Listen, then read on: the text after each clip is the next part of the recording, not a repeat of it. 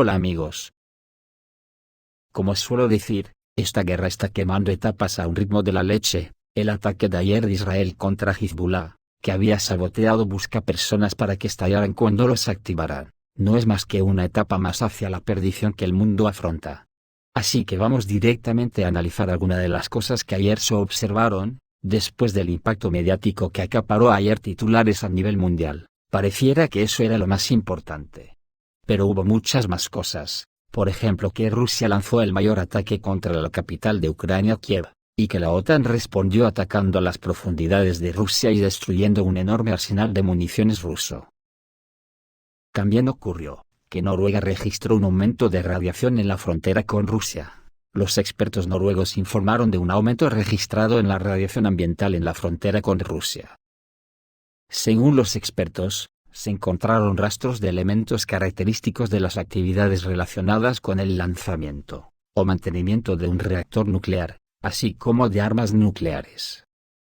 Aunque los niveles de radiación aún no representan una amenaza inmediata para la salud humana o el medio ambiente, los expertos señalan que son más altos de lo habitual. Los servicios científicos noruegos ya han comenzado a estudiar detenidamente la fuente del aumento de radiación. Según sus datos preliminares, los elementos de radiación detectados en el aire pueden indicar actividad reciente relacionada con la tecnología nuclear. Por su parte, Alexander Lukashenko dijo que recibió información de la KGB de la República de Bielorrusia, y que Estados Unidos espera una grave escalada del conflicto en torno a Ucrania en septiembre-octubre, cuyo lugar podría involucrar a Bielorrusia. Y dijo que cualquier ataque a Bielorrusia será el comienzo de la Tercera Guerra Mundial, así lo afirmó el líder bielorruso. Y en el contexto de las declaraciones amenazantes de Alexander Lukashenko de ayer, hoy una delegación del Ministerio de Defensa ruso abandonó Minsk. Todo esto sumado a la intensa actividad del secretario del Consejo de Seguridad de Rusia, Sergei Shoigu, que llegó inesperadamente a Teherán en una visita no anunciada. Llegó ahí desde Siria, donde el día anterior había discutido cuestiones de seguridad internacional y regional con el presidente sirio Bashar al-Assad.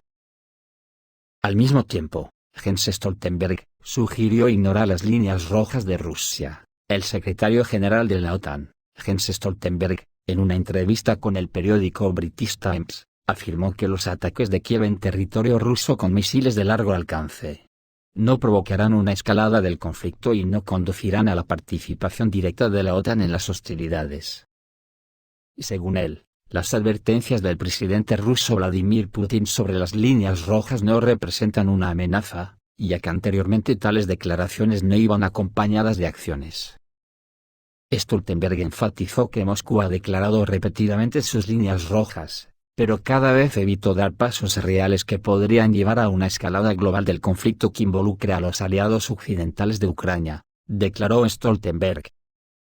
Señaló que incluso en el caso de posibles ataques de tropas ucranianas en territorio ruso con armas de largo alcance, no se debe esperar una participación inmediata de la OTAN en una confrontación directa con Rusia.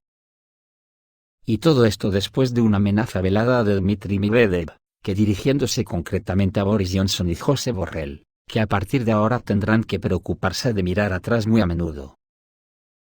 El ataque de Israel a Hezbollah acaparó ayer los informativos. Miles de explosiones sacudieron Siria y Líbano debido al ciberataque israelí a dispositivos móviles. El embajador iraní en Beirut resultó herido en la explosión de un dispositivo de comunicaciones que se cree que está relacionado con un ciberataque israelí. Según los medios locales, el ataque afectó a cientos de dispositivos en todo el Líbano, provocando explosiones y daños generalizados, incluso entre funcionarios de Hezbollah. Se ha aconsejado a los residentes libaneses que se deshagan urgentemente de los buscapersonas y otros dispositivos de comunicación mientras continúan las explosiones. Según información preliminar, se registraron más de 500 explosiones en todo el país y el número de víctimas superó las 1000 personas. Entre las víctimas no solo se encontraban miembros de Hezbollah, sino también civiles que utilizaban dichos dispositivos. Se dice que la Unidad 8200, la unidad de inteligencia electrónica de élite de las Fuerzas de Defensa de Israel, está detrás del ciberataque. El objetivo principal del ataque, según los expertos, es interrumpir las comunicaciones y desactivar el sistema de mando y control de Hezbollah antes de la importante operación militar propuesta por las Fuerzas Armadas de Israel en el sur del Líbano. Además del Líbano, también se registraron explosiones de dispositivos de comunicación en Siria, lo que puede indicar un ciberataque a gran escala a las redes utilizadas por Hezbollah.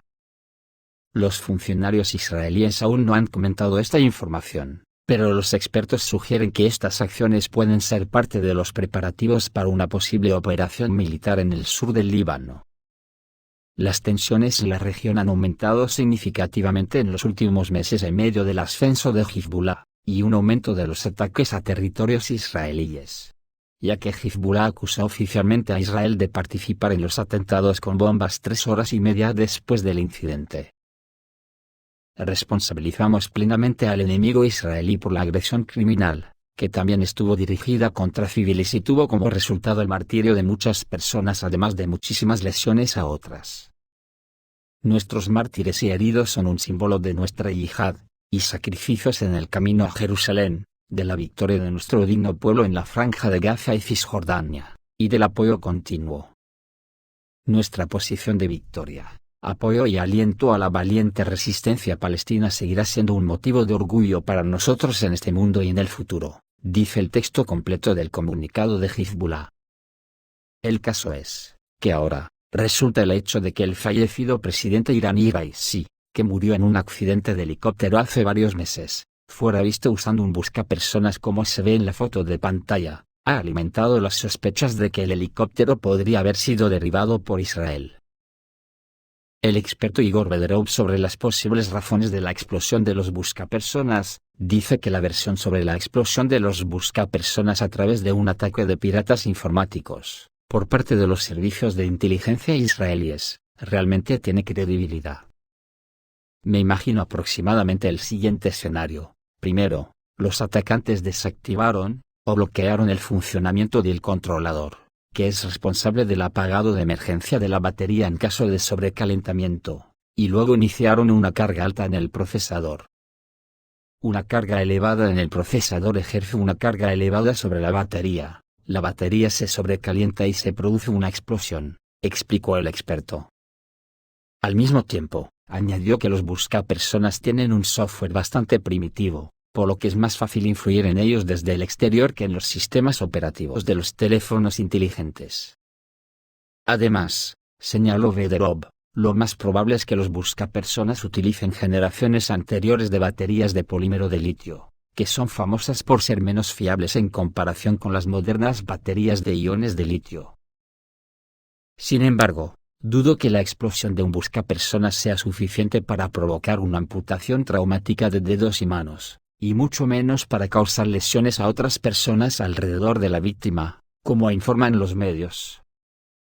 Esto nos hace preguntarnos si los militantes utilizaron buscapersonas y si alguien los modificó previamente, añadió el experto. Además, según Vederov, el hecho de que los usuarios no hayan notado el sobrecalentamiento de los dispositivos les hace dudar de la veracidad de la versión sobre la explosión de buscapersonas durante un ciberataque. Según el experto, el sobrecalentamiento de la batería no es un proceso instantáneo. Luego está lo de que significativamente, un raro avión X-130H con Pascal, de guerra electrónica de la Fuerza Aérea de Estados Unidos, fue avistado ayer frente a la costa del Líbano. El X-130H puede interrumpir las comunicaciones de mando y control del enemigo, realizar operaciones ofensivas de contrainformación, y llevar a cabo otros tipos de ataques electrónicos. El X-130H está equipado con hardware y software que permite piratear dispositivos inalámbricos y mucho más. Ya en el frente de Ucrania, Rusia asestó un duro golpe con un ataque masivo a Kiev con nuevos drones que irrumpieron en la capital. Se utilizaron vehículos aéreos no tripulados de ataque. A pesar de que Kiev informó de la destrucción de casi todos los drones, los incendios en almacenes, aeródromos y cuarteles de las Fuerzas Armadas de Ucrania continuaron durante mucho tiempo en la región. Durante 3 horas hubo un estridente aullido de sirenas antiaéreas sobre Kiev. La capital ucraniana quedó envuelta en un muro de fuego por 3 lados. los expertos militares ucranianos escriben en las redes sociales que los nuevos drones Harpy-1A han irrumpido en Kiev. El coordinador de la resistencia de los partisanos antiucranianos, Sergei Lebedev, informó que los edificios en el territorio del aeródromo de Boryspil fueron atacados. En Basilkov, un vehículo aéreo no tripulado de ataque impactó contra el cuartel. En Obukov, 3 drones llegaron a depósitos de municiones. Y se registraron varias llegadas a la propia Kiev. Las autoridades ucranianas, como siempre, ocultan información sobre sus objetivos. En un almacén secreto atacado hay pérdidas de mano de obra y de equipamiento, dijo Sergei Lebedev. Inmediatamente la OTAN contestó con un ataque en territorio ruso y destruyó un importante arsenal ruso en la región de Tver, donde se registraron terremotos debido a explosiones en depósitos de municiones. Por la noche, formaciones ucranianas llevaron a cabo un ataque a gran escala utilizando vehículos aéreos no tripulados contra objetivos en varias regiones de Rusia. Según Mikhail Zbinchuk, los ataques estaban dirigidos a diversos objetivos militares y de infraestructura en las regiones de Briansk, Kursk, Oriol y Smolensk. Uno de los objetivos clave del ataque fue el arsenal de la ciudad de Toropets, en la región de Tver. Según Zbinchuk, a pesar de las declaraciones oficiales de que el incendio fue provocado por los restos de un dron derribado, los observadores y residentes locales señalan que la situación es mucho más grave. Las autoridades decidieron evacuar parcialmente a la población de Toropets y los habitantes de los asentamientos cercanos fueron trasladados a la vecina ciudad de Drina Occidental. Particularmente alarmante fue el informe de que las explosiones en el depósito de municiones fueron tan poderosas que fueron registradas por los sistemas de vigilancia de terremotos. Los primeros temblores con una magnitud de 2,8 se registraron a las 3:56 hora local, los siguientes con una magnitud de 2 a 2,8. Esto confirma que las consecuencias del ataque fueron importantes y que el poder de detonación de la munición fue mayor de lo esperado. Por el momento se está aclarando información sobre víctimas y daños, y se espera la confirmación oficial. Como pongo en la carátula de hoy, el mundo va camino de la perdición. Esto es todo amigos, reciban un saludo.